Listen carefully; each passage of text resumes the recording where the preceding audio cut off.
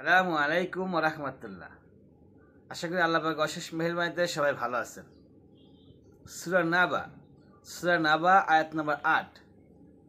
মহান রব্বুল আলামিন একটা চমৎকার কথা বলেছেন। এই কথাটা যারা বুঝতে পারবেন, যারা অনুধাবন করতে পারবেন, তারা অযথা সময় নষ্ট করবেন না। আমাদের সমাজে অনেক মানুষ এরকম দেখা যায়, যারা পাগল হয়ে যায়, একজন আরেকজনের জন্য পাগল হয়ে যায়, দিওয়ানা হয়ে যায়। প্রেম ভালোবাসা যেটাকে আমরা বলে থাকি। একটা ছেলে একটা মেয়ের জন্য বছরের পর বছর সময় নষ্ট করে, দিন রাত 24 ঘন্টা ওই মেয়ের পিছনে ঘোরে, এবং মেয়েও ছেলের পিছনে ঘোরে, অযথা সময় নষ্ট করতেছে। একদিক দিয়ে গুনাহ হচ্ছে, পাপ হচ্ছে, অপর দিক দিয়ে অযথা সময় নষ্ট হচ্ছে। দেখা গেল সে 2, 4, 5 বছর একটা মেয়ের পেছনে ঘুরলো, বিয়ে করলো আরেকজনকে, মেয়েও তাই একইভাবে। তো আমরা এই আয়াতটা যদি বুঝতে পারি, এই আয়াতটা সম্পর্কে যদি আমাদের ধারণা থাকে, জ্ঞান থাকে, তাহলে এই সময়টা আমাদের নষ্ট করার কোনো মানেই হয় না। অর্থাৎ এখানে আল্লাহ পাক বলছে, আর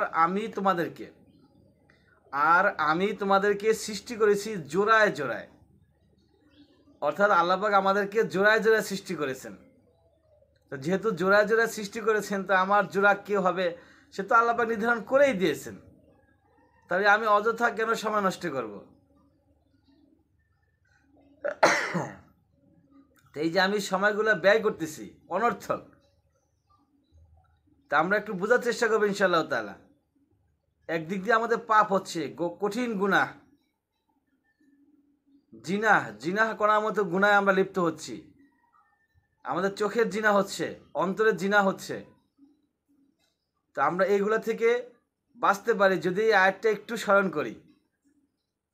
কারণ আমি যে আমার নির্দিষ্ট সময়ে নির্দিষ্ট মানুষের সঙ্গে আমার বিবাহ হবে, সেটা মহান রব্বুল আলামিন ঠিক করে রেখেছেন। তো যেহেতু আল্লাহ পাক ঠিক করে রেখেছেন, অতএব আমার অযথা সময় নষ্ট করার কোনো মানি নাই। যারা আমরা স্কুলে পড়ি, কলেজে পড়ি, ইউনিভার্সিটিতে পড়ি, তা আপনারা একটু বিষয়টা নিয়ে একটু বিবেচনা করবেন, একটু খেয়াল করবেন, কেন সময় নষ্ট করা হচ্ছে, কি লাভ হচ্ছে সময় নষ্ট করে। যেহেতু আল্লাহ পাক আমাদের জন্য সব কিছু ঠিক করে রেখেছেন, রেডি করে রেখেছেন, তা আমরা ইনশাআল্লাহ তাআলা এই আয়াতটা নিয়ে একটু চিন্তা ভাবনা করব। ওয়া আখির দাওয়ানা আলহামদুলিল্লাহি রাব্বিল আলামিন।